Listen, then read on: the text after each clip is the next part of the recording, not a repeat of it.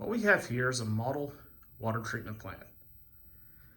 And it's hooked up to a control board here that has a Schneider electric Modipwn M340 controller. Now, if you happen to own a water plant or a model water plant that's connected to one of these, you might be interested in this video because we're going to demonstrate an attack where we can issue a remote stop remotely without authentication and shut down operations. So the first thing we're going to demonstrate is proper operation. We're going to hit the run button and see what happens. Got disco lights on. Our model river is running. And our water treatment pumps are starting to fill up the sediment bins here. What's really cool is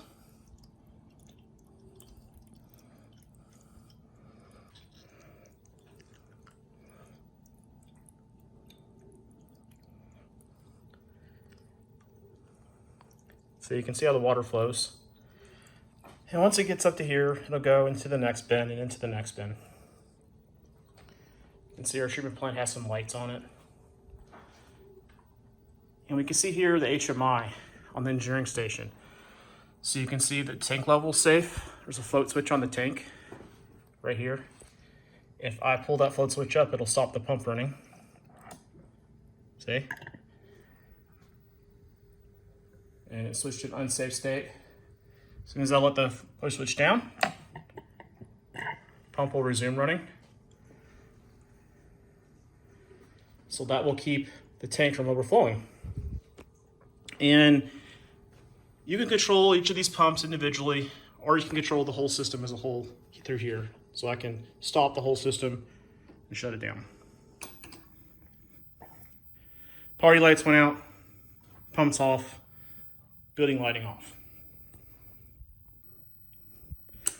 So now I'm going to show you an authentication bypass attack on this controller that allows the user connected into the network the PLC is connected to issue a remote stop. And you'd be surprised, there are some of these connected to the internet. So when I mean a remote stop, I mean the program on the PLC is going to completely stop. So it's not like if you hit the stop button, it stops the pumps. The program's still running over here and it's monitoring the state of everything. And there's a little alarm here. You can see the buzzer. And this switch arms it or disarms it. Right now it's armed.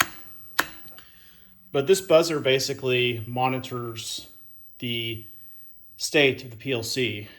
If the PLC is running, it disarms the alarm. If the program on the PLC stops, then the alarm will sound. And this can happen via the remote stop attack that I'm about ready to show you, or even simply something as simple as losing power. Here, I'll show you how it goes off if the power gets nixed.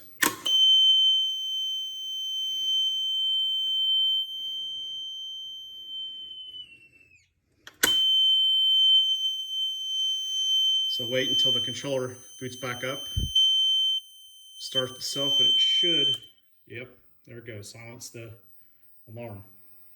And this switch here is just to,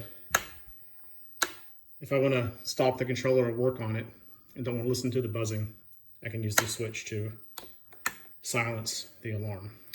But for this demonstration, I have it in the armed position. So everything is running as expected. As the float switch goes up, it's stopping the pumps. You can hear it just stop right there. Float switch lowered, pumps resumed. Lighting's on, river's running. And we're going to switch over to our attack machine, which is actually connected to a Raspberry Pi, which would be a great way to sneak this thing into somewhere, maybe go on a tour, plug a Raspberry Pi in. All right, here's the attack station. I'm going to execute the code for the POC.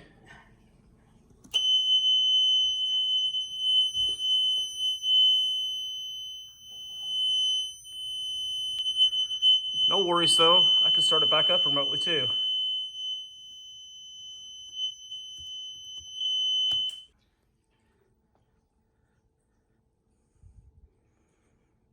All right, if you'd like to see that again, everything's up and running.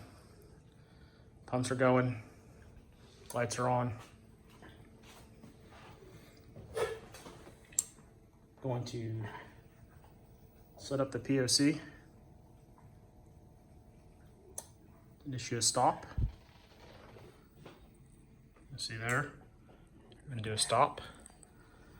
And I'm gonna hit it. On the count of 3, 2, 1. Everything's completely shut down. These don't do anything now. It's dead.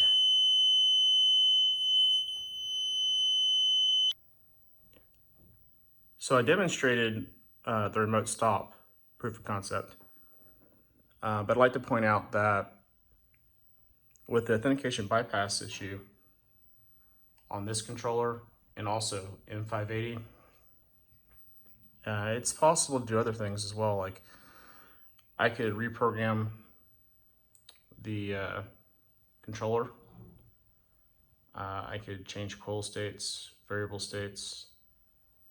So, you know, it could lead to a damage of equipment, or in the case of like a water treatment plant, it could potentially even poison the water or cause environmental damage.